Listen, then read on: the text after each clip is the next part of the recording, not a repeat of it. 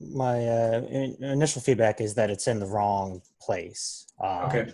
It should be in the SIG release repository, and link to the where the charter link URL is in the sig.yaml should be updated there. Also, need to take a approach if we're going to, with the actual charter, square the content that's in the existing SIG release dot README that's in there that was charter-like long before we had charters. Yes. Specifically, also need to address how leadership changes are done if the PR introduces one. Okay. So probably should separate that out. Yeah, it sounds like maybe it needs to go back to a Google Doc for a while or something. Yeah, I could imagine that being perhaps more fruitful, or with the collaborative markdown thing. But exactly. I think it doesn't address it doesn't address new ground that's not covered in the README today about how membership works, how decision making is done, and term limits, if we want to talk about introducing that kind of stuff. Right. So it needs work. Okie doke. That's unfortunate. But that's just my opinion. No, I would concur. Basically, just giving you a quick blush here, but that would be about right. So let's see. So it needs issues addressed. CPR.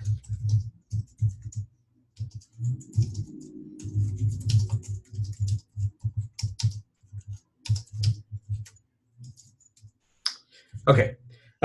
So then there's another heading here that says subprojects. I'm not sure who put this in here. I'm guessing it was Stephen as well. But this is really interesting. So I had thought that the release team was a logical subproject. It's a little bit different than what the governance description of a subproject is, in the sense that for a lot of the things we're doing there, the roles and whatnot, there aren't owners files. I mean, there's owners files associated with the release repository, but. So this is something I chatted with Stephen briefly about, where I feel like subprojects work really well for like process things like the release team, because you still own the document that describes what the process is. And so that's something I went through and did for the different releases, is like there's an owner's file, I think, for each release team that kind of describes what the release team is. So they own the process for the release, right? And then I also called out each individual role is the owner for the handbook for that particular role. Okay. So I don't know, like, there's like, you could argue that SIG release as a whole still defines what the process is or what the archetype is, but it's up to each individual release team to describe how they're going to run their release. I would maybe suggest that the process, the handbooks are themselves a subproject. So I think the how the release is run, for like what the playbook the team is following, should be the purview of SIG release. Like this should be the responsible body.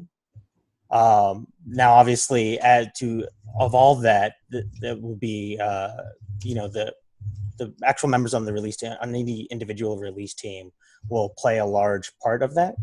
But I can imagine that the subproject is actually it's primarily owned by the SIG itself.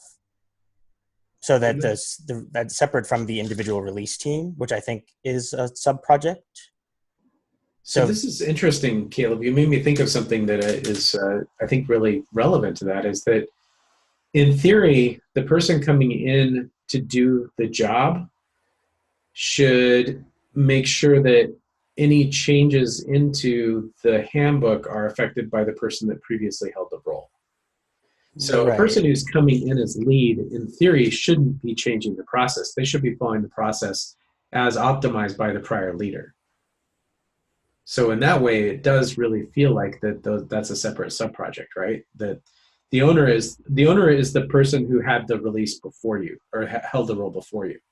or for to follow the team spirit or making everything a team. It really should be like the former leads for that role. Yeah, that's what I mean. Yeah. But yeah, that body would be the owners listed in the owner's file for that release role handbook.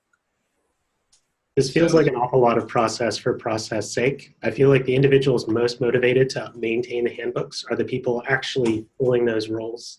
Well, I'm not sure what value there is in splitting these up. I think there's consistency value. So I think one of the things that we're trying to have as the SIG is like that historically, has the SIG actually gone through and maintained role handbooks separate and apart from the people who are actively staffing the release team?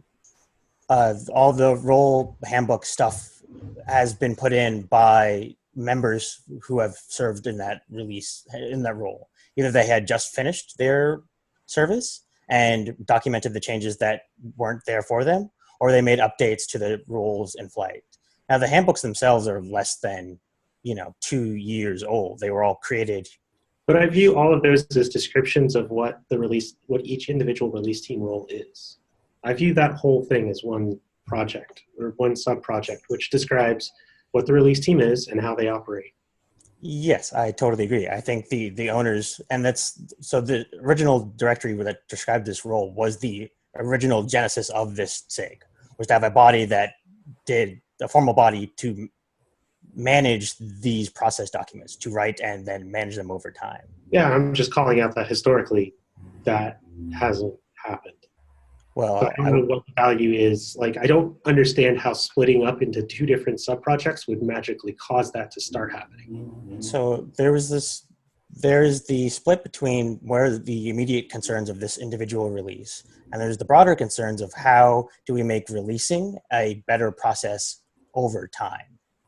I think that, and we've struggled to staff both roles in SIG Release, and I would like to have the process document owned by the body that is supposed to be doing long-term changes. I agree with you, and I think the second bullet in this list, which is release engineering and automation and infrastructure improvements, is that how do we make the release better over time sub-project?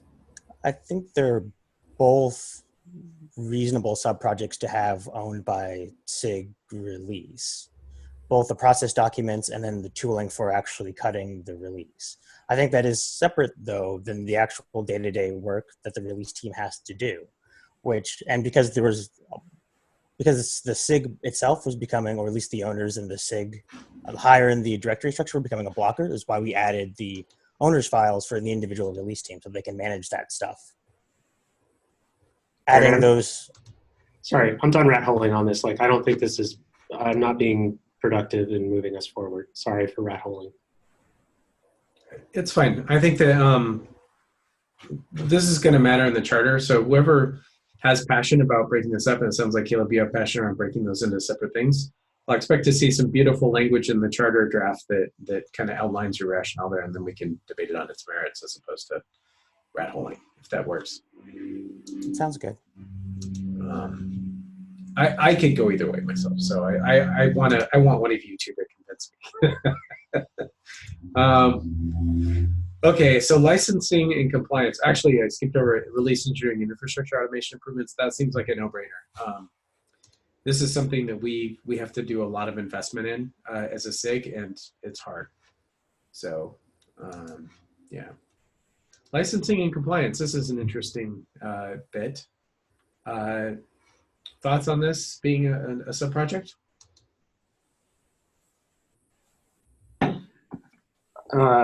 Yeah, sure.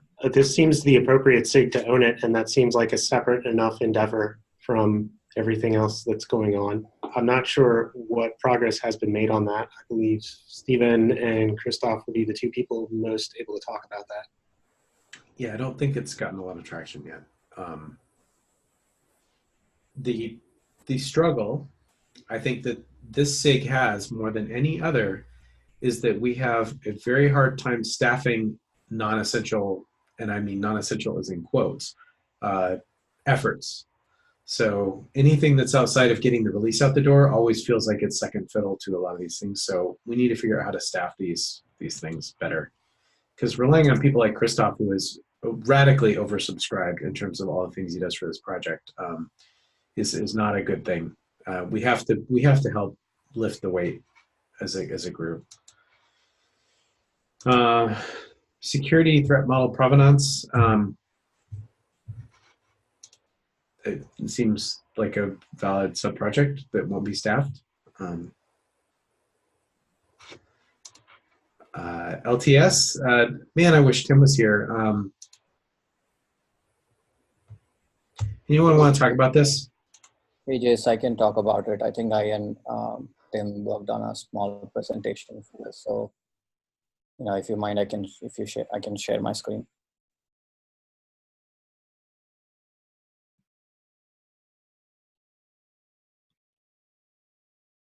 Let me know if you can see my screen. We can, yes. Okay.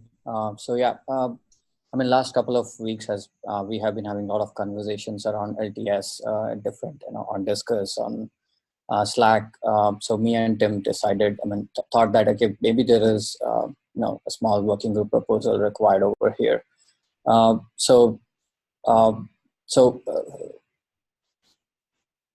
Okay, we have been talking about LTS for quite some time. I've seen also older threads. If Dims had shared a link around, a year and a half ago also, last year also, we had threads on the forums where people have been talking about LTS. But I think this working group should mostly target on what is LTS. Questions like what is LTS? We all know LTS is a long-term support, a documented policy. But what is long definitions around that is what this working group should focus on. We know that LTS, people have different definitions of what LTS is going to solve the problems for. Users, vendors, developers, they have different benefits that they can derive from this LTS. So I think working groups should come together and define, okay, if an LTS is out, what are the benefits for users, vendors, developers, etc., that come out with this happen. Whatever text you see over here is just to set context around, this may be a set of users, this may be a set of vendors, this may be a set of developers. If you add a new release like LTS, we have been hearing things like it adds costs, it adds risk. What are these costs? What are these risks exactly? I think this working group needs to focus on the definition of LTS, the target of what this LTS should be achieving. That's the problems that it's going to solve, and what are the risks and costs of this LTS. So in a small gist, you would say this proposal is to say form a working group to explore the viability of LTS in the Kubernetes project. The goal should be, let's go and talk to all the stakeholders in this project, different vendors, different users, and collect their feedback and requirements of what they think about LTS and how much they are willing to commit if there is an LTS tomorrow. Establish criteria around, say, if an LTS is released, the project needs to be here in terms of testing, and this is the definition of LTS. And ultimately, the outcome of this working group should be a draft that says this is the LTS kept, and this, if implementable, should be given to SIG release saying, okay, let's operationalize this. Timeline-wise, I think there was some of the comments around saying, okay, we don't want working groups to be running forever, right? So timeline-wise, we could, in Q4, for this working group, could focus on discussing with different stakeholders the feedback around, hey, if LTS is there, what does it mean to you, and how would you benefit from it? We have two good opportunities right now, two KubeCons, KubeCon China and KubeCon US coming up. So it is a good opportunity to actually, this working group to start discussions with all different kinds of people who can attend this, this conferences to understand what their interest and what their contribution would be. And in Q1, once we have all the data collected, we could start drafting a KEP around and get reviews and feedbacks again from the same community. So I see you mentioning bringing this to SIG release. Do you have any plans to bring this to, say, SIG architecture or SIG testing? Or yes, this is going to be like very cross-cutting. Agreed. I agree. So when in Q4, when it says stakeholder, it means all the SIGs. You could go to different, all the SIGs like SIG architecture, SIG release, SIG cluster lifecycle. Like you said, there are various SIGs that would be interested in contributing to this and giving their feedback. Well, I don't think it's even necessarily interested in contributing so much as like if we say that we're going to have a kept for like LTS, that all of those SIGs are going to be expected to support it. Like, yes. Like cluster lifecycle is going to have to make sure that there's a good plan for how you upgrade between the LTSs. Agreed. And I think the working group's job is to collect that feedback. What exactly is, say, if a SIG says we can't do it, what exactly is the shape of that SIG's work or the code that does not let it do, and then document it, saying that this is how. I think the working group is not going to, the working group's job is to collect all this feedback from different SIGs. Okay, I just saw the previous slide mention of like, you know, this document goes to SIG release. Yeah, I think collect stakeholder feedback and, you know, a willingness to participate is exactly what it means by saying, okay, if there is a LTS, how does it, you know, what does it take to have an LTS for you from your SIG? If there is you make a good point. All the SIGs need to commit and talk about it. So this is what this working group needs to do, is to go and talk to all the SIGs and, you know, collect their data. We currently have more perceptive data rather than the real data that says, okay, this is the stage, this is the checkpoint of the project, and to go to LTS, this is what it should be. This will also give us, as a community together, define, okay, this is how an LTS for a Kubernetes project would be good for, but we are at this stage. And this is how we go to that stage. And this is a good working group. This would be a good data to derive from, even in the future and even right now.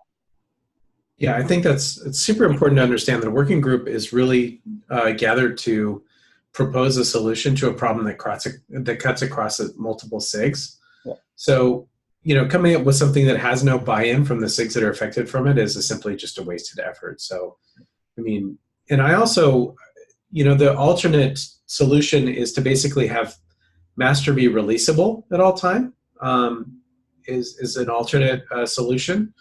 You know, the CI/CD type pipeline, and then we're not responsible for delivery of artifacts or whatever that is. So I think there's a whole suite of opinions here that probably people need to, I think even before you go too far down, assuming that the LTS is the right answer, what I'd say is there needs to be a feasibility study or some sort of initial conversation that pulls in people with different viewpoints. And we just hash it out and decide if that's something that's even really viable before we started, you know, investing SIG time in it. Yeah, I'd also be curious on things like it sounds to me like from everyone who's brought this up that the problem is like upgrading, and I think maybe something that we've already had some investment in is improving how we like test that and support that. But these efforts may not exactly overlap, but there'll definitely be some interest there. Well, there's also, I think even before getting to an LTS discussion, there's an important, not to get too meta, but about what Kubernetes is. So you can imagine that, you know, LTS fundamentally means we are supporting a version of Kubernetes for a period of time. Now we set aside how long that period of time is, returning the first question, what is Kubernetes? Especially as we see more traction on things like the cloud provider extraction, and also the larger number of add-ons that we're releasing generally, often as CRDs with an operator. What is actually the bill of materials for a Kubernetes release is important, and that needs to be defined before you can even have a discussion about we're going to support this version of Kubernetes for X amount of period of time. I think this is like, I saw a wonderful document from LavaLamp about scaling 1x. This is like a 1x scaling problem. So how do we service our release needs today and provide the support for our advertised support window? I don't think we do enough there to begin talking about making that window significantly longer. So I hear all of these concerns and I share them, but I do think like Dewal's asking just to like start having that conversation and go talk to those people and figure out what all of those concerns are. And I think a working group is a great representation of a group of people who are motivated to talk about a unified subject and go shop it around to a bunch of different SIGs. Yep. I think that when people say LTS, they mean a lot of different things, and I think it would be useful to have a group of people who distill that down into a discrete set of requirements that we can evaluate, like what problems are we really trying to solve here and how can we most effectively solve them. That said, this sounds more like a working group and less like a sub-project for which SIG Release is responsible. But I'm all in favor of like all going forth and having those conversations and seeing where that leads. Yeah, I guess I'm not saying I'm not necessarily in favor of the discussions. I just question how fruitful they will be without agreement or alignment on what Kubernetes itself is. I share that concern, but like, yeah. Yeah, I think it, like, point two, like even before we talk about like how long we're maintaining it, if like Caleb brought up, if we break out all the cloud providers, it's going to be really difficult to do something like have an LTS CI when there will be possibly breaking changes in parts that are no longer actually in core, but are definitely needed.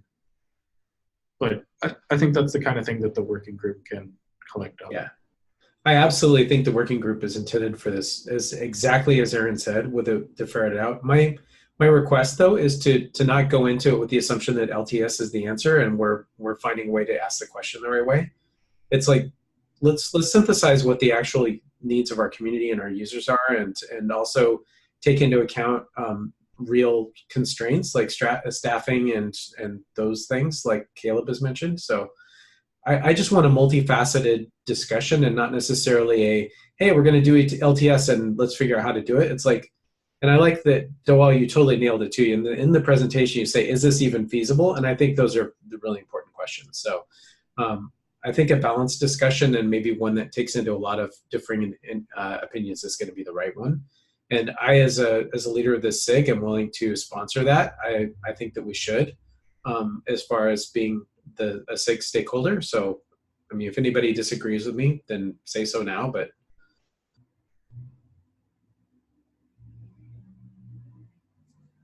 so go forth, figure this thing out. Thanks. Do great work. Thanks, Chase. I will reach out to you guys offline to see what to do next. That's great. And thank you. This is a really good presentation. The way you presented it is phenomenally good. I feel like you're a great emissary. I think that, being at VMware is a really interesting, position because you've got so many interesting synthesis of customers. And I think this bodes well. And I think that we can figure it out. It's just, we need to get all on the same page. So thank you. Yep, thanks. I'll stop sharing now. Okay. All right. Jay, can I ask about I guess it follows on, from the charter discussion and what Caleb just talked about. So if we split out the cloud providers, just as an example, is SIG Release going to consider a Kubernetes release to include, is that in scope for this SIG, or is that a different group? Unclear. What even is Kubernetes? What do we have to produce? And in particular, whether this SIG is the SIG, right? In my mind, this SIG should be the one to decide that, but because there's no other SIG. It's actually architecture is vested with what is Kubernetes. I was going to say, yeah, I feel like it's architecture's job to define the boundary, and then Release's job to own what is inside of that boundary and shepherd those artifacts through. I agree, but I think architecture will define a core and will define things that are outside of core. And I guess the question is, will SIG Release only do core or some other thing, or is SIG Release doing the universe? That is the question. Okay. Well, precedent is that we do our best to accommodate things that are not in core, aka kubeadm. And we have gone to great lengths to do tracking issues and other practical steps to make sure that those are in alignment. I think the spirit of the SIG is to support ecosystem projects as much as reasonable, but eventually when there's 40 ecosystem projects that we have to track and could potentially be release blocking, that's not going to be sustainable. So, and the reason I trust Dawal to carry this discussion forward is I know this to me at least, this discussion's probably been happening longer than since I got involved, but I saw the most cogent distillation of it when Tim Hawken and Michael Rubin got up on stage and talked about the difference between a kernel and a distribution and what direction we wanted the project to head. And DeWalt was also in the audience for that. So I think like we all understand that there's probably some like scoping that needs to be considered and some cadence stuff that needs to be considered. And there probably is some like squishy boundary between SIG release and SIG architecture to figure out what is the set that makes the most sense and what is the set that is easiest to coherently manage and shepherd. I just don't think we know the answer to that question today. And I think that conversation probably starts in SIG architecture. Yeah. And, you know, there's also the things like, are we going to ship just like a basic mock cloud provider integration that does, you know, that is usable for conformance? Or I think there's a lot of things that just are unknowns that we need to figure out how we're going to deal with those. But until those things are extracted, then we're sort of tilting at windmills for the moment.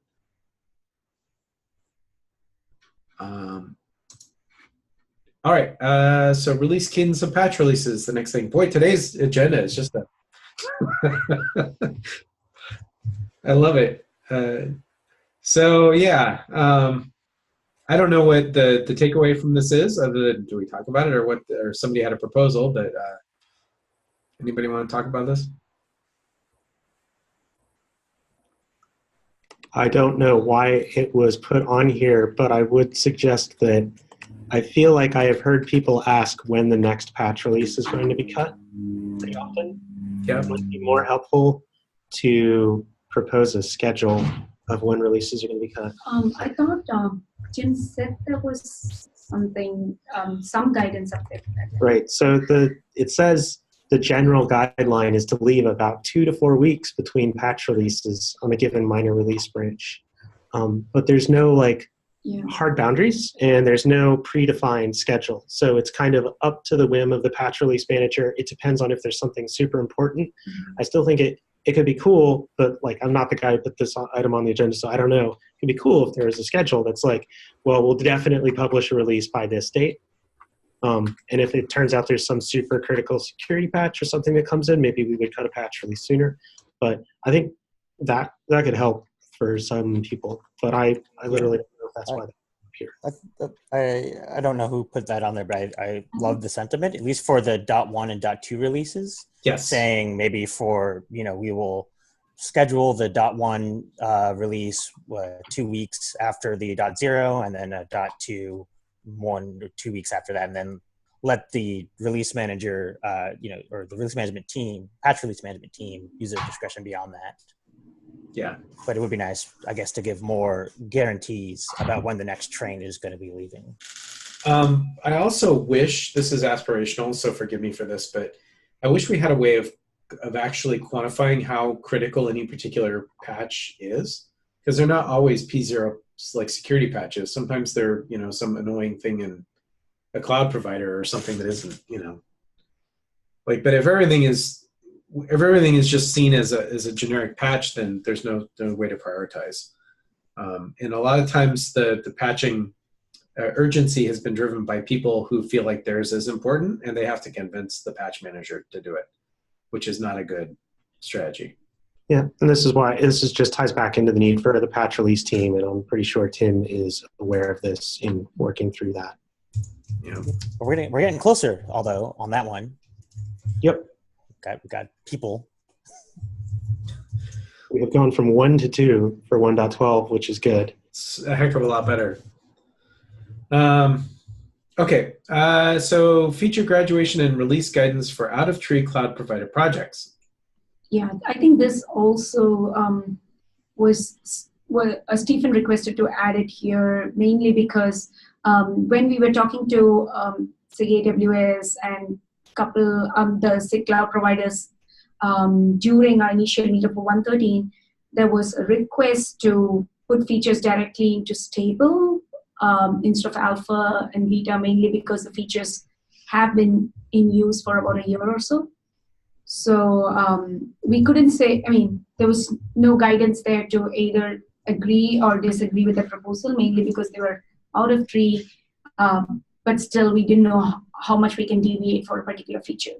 So just wanted to bring this up as to what is the guidance going to be for out-of-tree projects, especially when they come with such a request for release. Yeah, I think we should probably talk to the folks over at SIG Cloud Provider and make them the owners of this.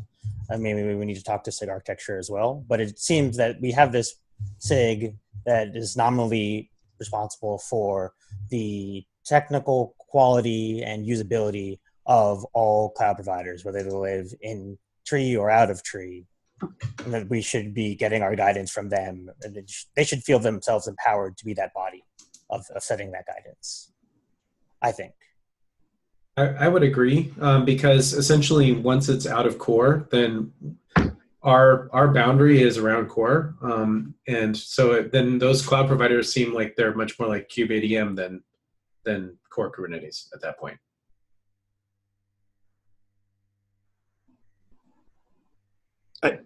I don't know. It just sounded to me like I was saying somebody's going from nothing to immediately stable. I mean, they were asking to, but then at least we went back and asked them for more proof of like stability of the feature, there more test coverage. Right. In the absence of that, the features now come back to alpha. Okay. So both the features are now going to alpha, and then hopefully we'll graduate to beta and stable in quick succession. But you use in a cloud provider though, not in anything in like core. Like you have to be using that for a cloud provider. Okay. It seems like maybe it should be up to them, but we should recommend they follow the standard Kubernetes stability guidelines. This is definitely SIG cloud providers. But just like my general SIG release hat on is like, it's really shady if you're telling me you're so confident you can jump straight into beta or stable. Yeah. Like going from nothing to alpha to beta is great, but going any more than that, you really have to prove it. Yeah. Well, I totally agree with the sentiment, though. Yes, I do. If we are not in a world where we can't rely on the SIGs to give us this guidance, I think we're in a very dangerous place. Like ultimately, I think SIG architecture should be enforcing this. Right now, SIG release is just trying to make things as stable as possible. We are the last gate before things go out the door. But I agree, like SIG cloud provider should figure out what they want to do so they don't give the movement from in-tree to out-of-tree a bad name. And so I look for them to consult with SIG architecture to find the best way to do that. But I would, like with my SIG release hat on, I'm going to try and push us in a direction where SIG architecture mandates those sorts of things. Yeah, well, SIG architecture mandates that SIGs are able to affect those rules. Their mandates. Yeah, I just mean like actually quantify with objective metrics what the meaning of alpha is. Oh, yeah. That sounds. Yeah. And that could include things like actual hysteresis or time deployed in a previous. Yeah, or like real actual experience reports with people and right on the line saying this is great. But, actual people, Caleb, like real people? Yes, as opposed to all of my troll farm positive reviews. He's a great cloud provider. Yes, exactly. It's where all my GitHub stars come from. Nice. Yeah, and I think that if I were a cloud provider, I'd want to really think hard about before I put something in stable and then suddenly have to wait till Kubernetes 2.0 to make any breaking changes. That feels like a really bad pattern to set as well. So, yeah. Also, that if you were an out-of-tree cloud provider and you're not doing things to maintain the stability of the project, like if you're not paying your dues, you arguably shouldn't get an announcement in the core documents produced by the project. Mm-hmm. And we need SIG cloud provider and with SIG architecture to be putting the foot down there. Yeah, I agree. All right, so we're basically punting this back to the SIG cloud provider. This is not something that we're ready to really do anything with. Okay, last thing on our agenda, we have a short bit of time left, I guess 22 minutes, if I'm doing math right. Release blocking job criteria. Ah, this is so near and dear to my heart. Yes, it is. It's me. So let me, oh, good grief, I have too many windows open. Close. So James probably remembers this because this is a document he and I wrote somewhere between November to January of last year. I'm not entirely sure.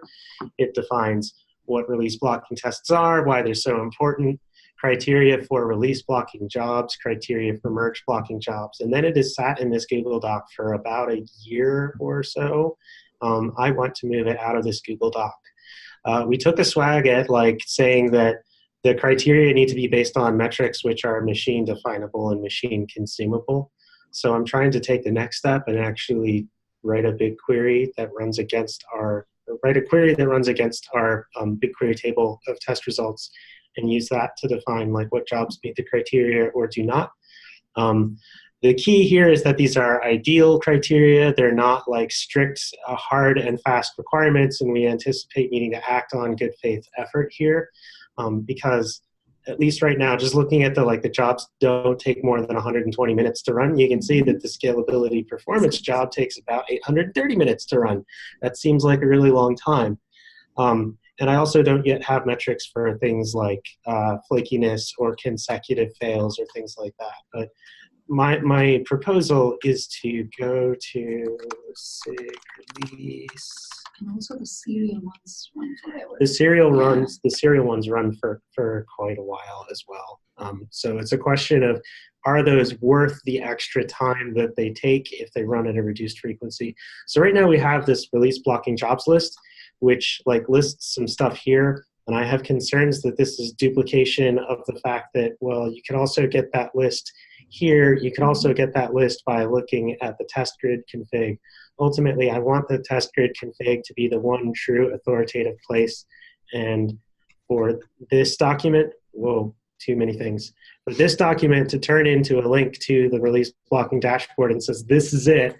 And then all that other stuff from the Google Doc described, and here is how you get your job added to that dashboard. Does that sound cool to this group? Sounds cool to me. I've been, it's I guess kind of an aside. I would love if that our job configurations that are sprinkled, that at least live in test infra, right? Could, like there was a package somewhere in SIG Release that described them, and they were imported there. But that's like it's a pipe dream for later. Yeah, we're getting there. Like we do now have jobs organized into directories that are grouped by SIG. So a given SIG owns these files, and that's denoted by owners files. So they have the power to add jobs for their SIG. There's a little bit of information spread between a test grid and the actual job config, which is more like a pod spec. So we could start doing things like, so one of the criteria, I probably already closed the Google Doc. It's like freaking tough for me to do this with the Zoom thing on top. So one of the criteria for a release blocking job is that it be owned by somebody and that person be responsive. And we don't really have a way of quantifying ownership other than like those owner files. So one way I was thinking of doing this is mandating that if those jobs are on the release blocking dashboard, they use test grids alerting feature. I can maybe show this real quickly. So basically, like, if you're going to put the job on the dashboard, it's going to email you if the job fails, and it's going to email you if the job fails after so many times. Let's see here. And then that way you kind of have no excuse, like if the job's failed however many times in a row. So here, for example, we'd like to move this to be a community-owned address instead of a google.com address, but right now the GKE EngProd team is getting notified when the conformance jobs fail on the GCE or GKE providers for the different release branches.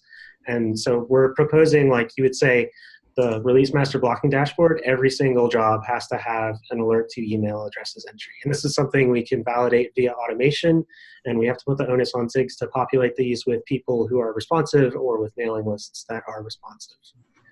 So there's that. We could also mandate that everything has a description. Of course, then you have, like, I don't know how you verify that the description is meaningful or anything like that, but we could also try that approach. But I did want to make sure that, like, as part of the process, you go through a pull request review, or maybe you open an issue in SIG Release where we involve the release team and we get some discussion on that issue so we can see historically, like, why did we decide to add this thing? What was the motivation for it?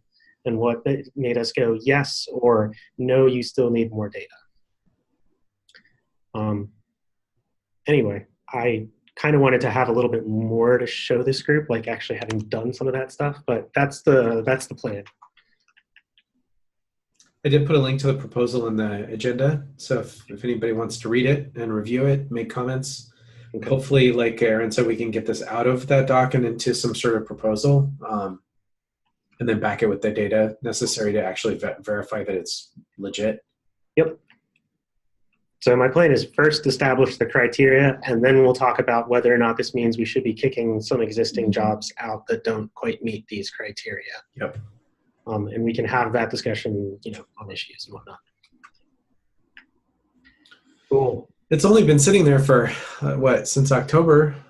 Yeah, it's only buried in a Google Doc on an issue on the second page of the issues page of SIG Release. How do people not know? Oh man. All right. So with that, we are at the end of our allotted agenda items. So if anybody has anything else, now's your chance. Otherwise, we're going to call it. All right. Yeah. All right, everybody. Thanks for a great meeting. Take care. Look for the recording soon. Share it with your friends. Use it as a sleep aid, whatever you need to do. But we'll talk to you. Have a dance party to it? I don't know. Yep. All right. See ya. See ya. See y'all.